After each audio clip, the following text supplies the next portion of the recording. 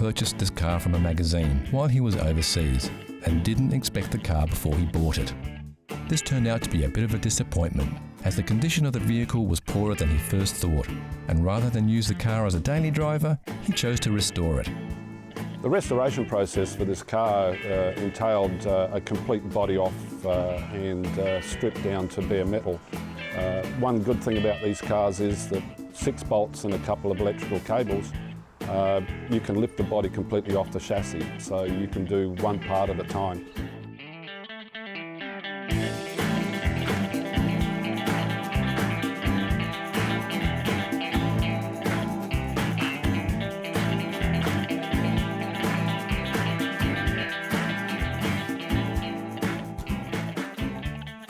Robert's car had the chassis completely stripped back and powder coated. All new suspension components were fitted, and whatever needed to be replaced on the car was replaced. As they had 3 cars in the workshop at once, and as this vehicle was to be Robert's daily driver, he chose to use the best parts from the 3. And considering this Datsun Roadster has been on the road for 15 years since its restoration, it's a credit to the work done to see it still looking so good. The Datsun 2000 Sports has a 5-speed gearbox, a 2-litre 150 horsepower engine, and will happily cruise all day at 100 miles an hour. Reliability was also a selling point. Originally designed to compete in the American Sports Car Championship in a 12-hour Sebring race in Florida, the 2000 Sports was built to endure long-form racing conditions. This racing pedigree has withstood the test of time, and these little Datsun Roadsters are famous for their up and go, while other roadsters of the same era are often breaking down.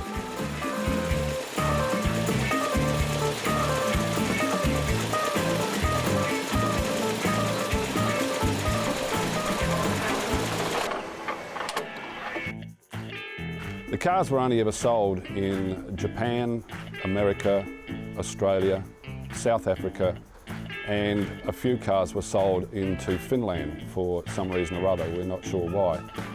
But there are about 30-odd thousand sold in the States, 2,500 sold in Australia. And these days, very, very hard to come by good examples. Most cars in the 70s were thrashed pretty hard by young guys because they were cheap to buy. They went quick, so people bought them, crashed them, and now most examples that you buy have been rebuilt a few times, and they're full of plastic. So it's very hard to come by a very good car.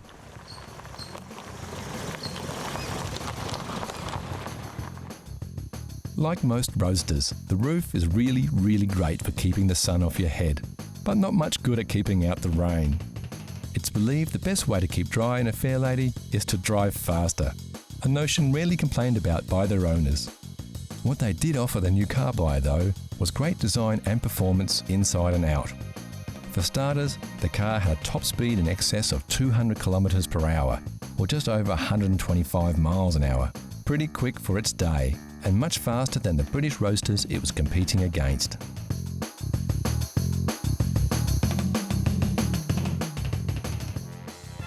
This was most likely due to 2 factors.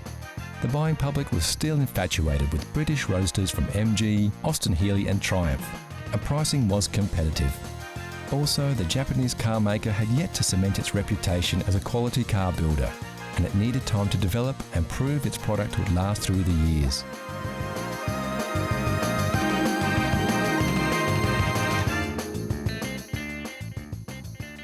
We all have to agree though, this little Japanese roadster sure looks the part now. And as far as classics go, they can be had for a song if you're happy to do some work on them. Although a fully restored one like this beauty will set you back as much as a new car today. And what's the best thing about driving a car like this one? I really enjoy it. It'll be one of the last things I do before I die, I'm sure, is to drive one of these cars. And I'm sure if you had one, or if you can get a chance to drive one, you'll really enjoy it.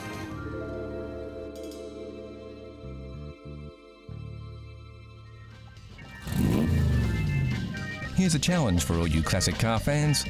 Know Your Chrome gives you a peek at some close-ups of classic chrome. Look at the shapes. Do you recognise the lines? Can you tell which car sports this shiny styling? It's too early for clues, but we can tell you it's a car, it's a classic, and it's very, very cool. Look closely, and we'll give you more hints later in the show. Next on CC, the Classic Car Show. A barn find that's made it back on the road.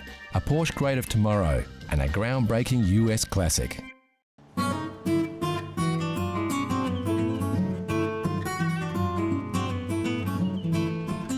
The great thing about owning a classic car is that you don't have to be an expert or a mechanic to keep it maintained or restore it to its former glory. With simple 4-stroke engines and basic electrical systems, classic and vintage cars are relatively easy to work with, and almost anybody can roll up their sleeves and get a few jobs done. Take Neil Frost for example. He's only just 18 years old, yet he recently took up the challenge of restoring a 60-year-old vintage as part of a school project. About 8 months ago, I found a 1948 Morris 840 Series E up in a winery. I've been working on it as part of a school project and done a few things on the engine, converting it from 6 volt to 12 volt and also fixing the brakes. Of course, undertaking a project like this is no mean feat, and Neil sought out local experts to help him along the way. So I had a member from the Morris Register come and help me work on it, and also the neighbour across the road helped me work on the brakes, and also just converting it from the 6 volt to 12 volt. And any queries I needed, I would always ask the member from the car club. As with any old car that hasn't been maintained for years, it's important to make sure the brakes are in good working order before hitting the road. So this was one of the first jobs that Neil tackled. The first job I did on the car was removing the brakes. That meant taking off the brake drum, the brake shoes, and the wheel cylinders. And then I took them to a place where they were reconditioned. And then when they came back, I put them all back on. When Neil first bought the car, it had a 6-volt battery, which are very hard to find. So his next job was to convert the car from a 6-volt to a 12-volt system. The headlights and indicators also needed replacing, as well as other parts like the fuel pump and the volt regulator. As we can see, the upholstery in this car does need a bit of work, and Neil plans to do a course with the local car club, where he can learn the skills to repair the wear and tear on the vehicle's seats and panels. There's a few members in the car club that have done the course and have been willing to teach me, so at some stage I would like to learn to reupholster the seats. One of the reasons Neil chose to work on a Morris 8 was that, although the car was built in 1948, it's still relatively easy to find spare parts. Luckily, many of the parts on this vehicle are the same as those found on its successor, the incredibly common Morris Minor. Parts are generally inexpensive and easy to find on the internet, so it's a good car to work on as a beginner. Yeah, it's a good car for a beginner to work on. They're very simple, not too complex. The modern cars like today there's wires everywhere, and they're very hard to sort of get your hands in, where these are just straightforward. You've got the engine, wheels, it's pretty much what a car is. One day Neil plans to spend some time on the bodywork by removing an odd dent and even giving the whole car a respray. But for now, Neil's just happy to have completed his project and got the car roadworthy. The best thing about working on this car was that I got to finish it, and now I get to enjoy driving it. As it was easy to work on, it didn't take too long, and now I can just sit back and enjoy driving.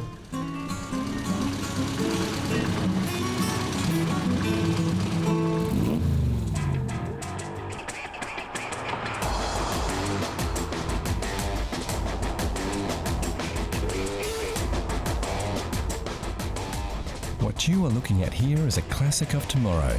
This is the Porsche Panamera. When Porsche announced this vehicle in 2009, there was a wave of controversy around its design. Critics were less than impressed with its unusual lines. Opinion, it seems, is cheap. Sales of the sleek 4-door sports coupe with a hatch have surpassed everybody's expectations and have ensured that this unique vehicle goes down as a future classic.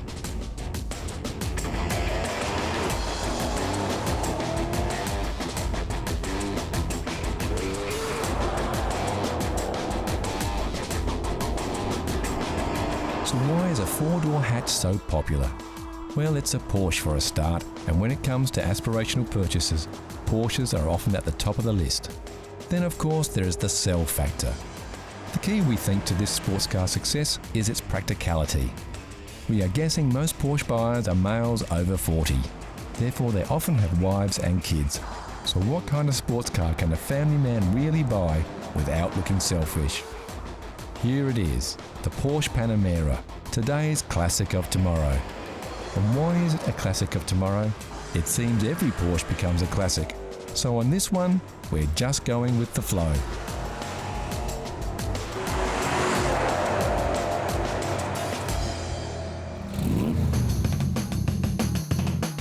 What you are looking at here is a Lamborghini Miura, one of only 300 or so left in the world.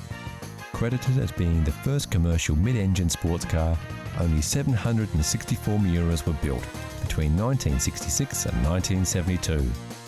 Miura was an important design step for the Italian car maker. While company founder Ferruccio Lamborghini wanted the company to create powerful sedate touring cars, three engineers, Gianpiero Dallara, Paolo Stanzani and Bob Wallace, developed the prototype in their own time. It went on to be a hit in the 1966 Geneva Motor Show, and body stylist Marcello Gandini got most of the credit. The Miura was a vehicle firmly placed between decades. Classic 60s styling combined with some 70s experimentation.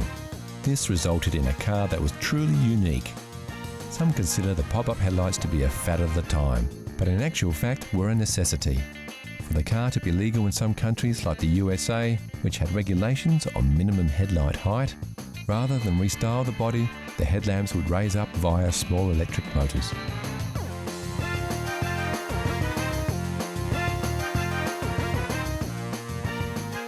The Miura was the epitome of 60s chic, and everybody who was anybody wanted to be seen in one of these exclusive cars. Frank Sinatra drove a Miura in the late 60s, as did UK model Twiggy. In fact, this car we are looking at now is said to be her car, which was custom ordered from Lamborghini in 1970. For the Italian car maker, the Miura was a giant step in performance cars. There was such demand for the vehicle, the company could have kept selling them well beyond 1972 when they ceased production. So why did they stop? Well, Lamborghini was a small, boutique car maker who couldn't produce more than one model at a time, and they had a worthy successor in the wings, the Lamborghini Countach.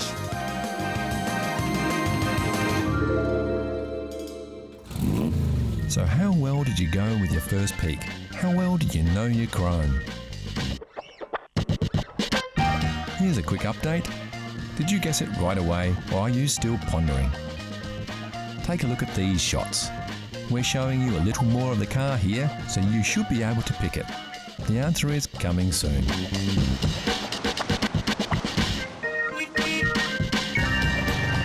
Next on CC Classic Cars, we reveal the Know Your Chrome mystery car, then it's over to wine country to catch up with a nice red.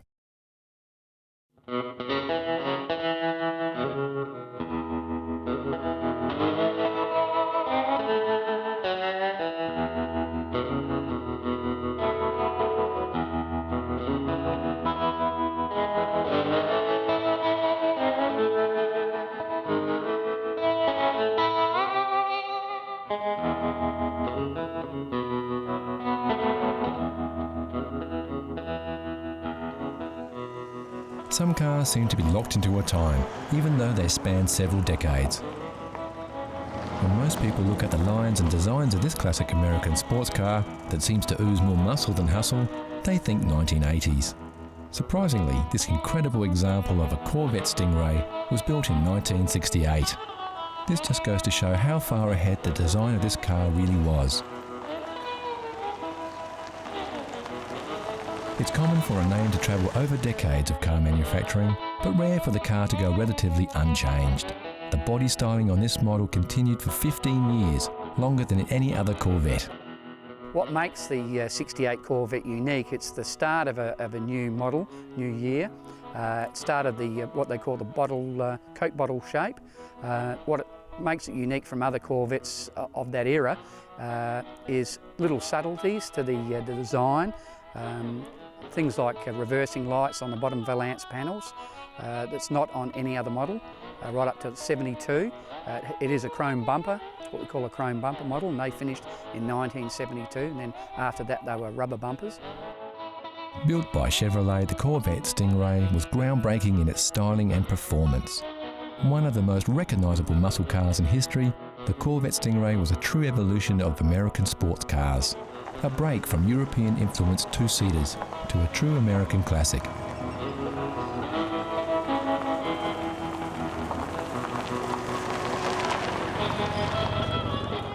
So how does this car differ to many others of its time? First of all, for a car built in the USA, the Corvette from day one had a unique body construction. Those styled fenders, low lip and smooth lines are crafted from fiberglass, even as they were in the 1950s model. Many people don't realise that the Corvette Stingray has always been a fiberglass-bodied car, hence its stunning power to weight ratio. Part of the reason the stylists of the Corvette were so far ahead of their time was that they were not constrained by the steel construction limitations of their peers. The organic lines and free curves are pure imagination.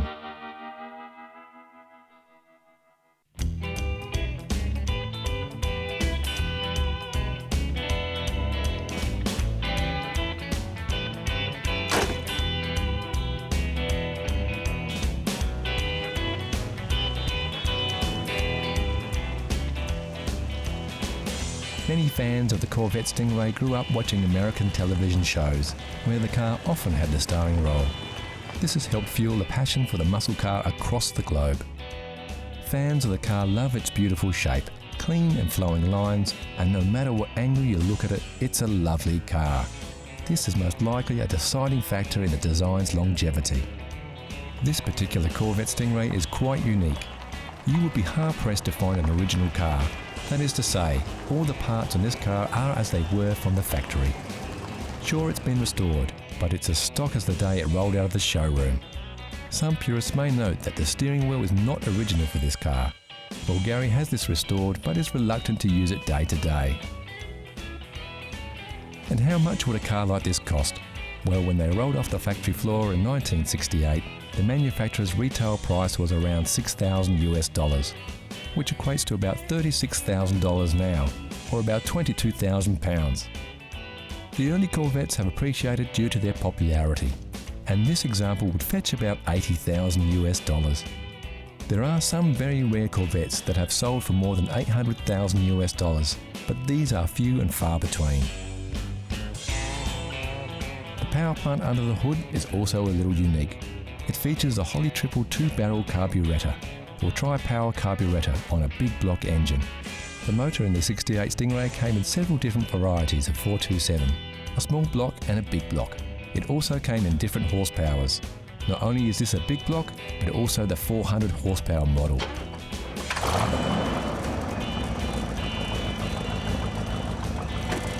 There is no question, the American muscle cars were in a style class all of their own. While the European car makers were staying small and sleek, the muscle cars were all about looks and a powerful performance.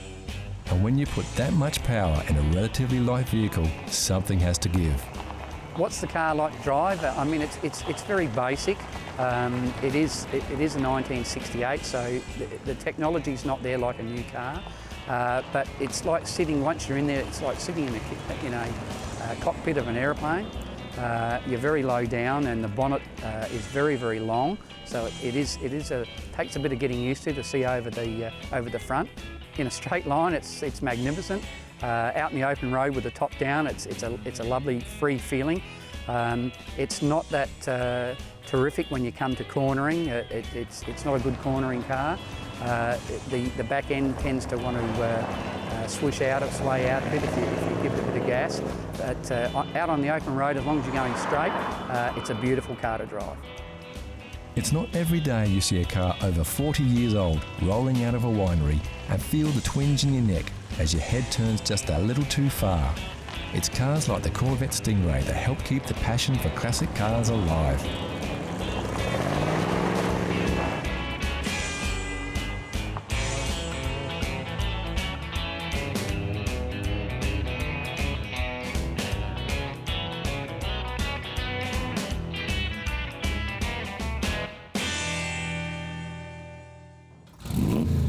So how well do you know your chrome?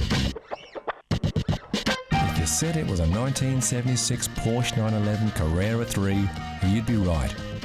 The classic 911 shape has held true for decades, starting way back in 1963.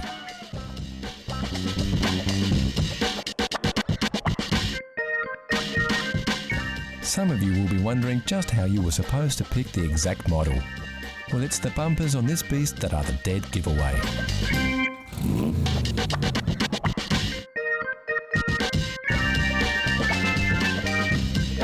It seems we are surrounded by classic cars. We can't believe how many classic cars are still on the road, but we do know why. Classic cars hold special places in the hearts of so many. Memories of visits to the beach as a child, buying your first car, or getting into the seat next to Grandad as he warmed up the engine of his old clunker. Few mechanical things can evoke so many emotions and memories and give lovers of old metal a chance to relive the past, a past preserved in CC, classic cars.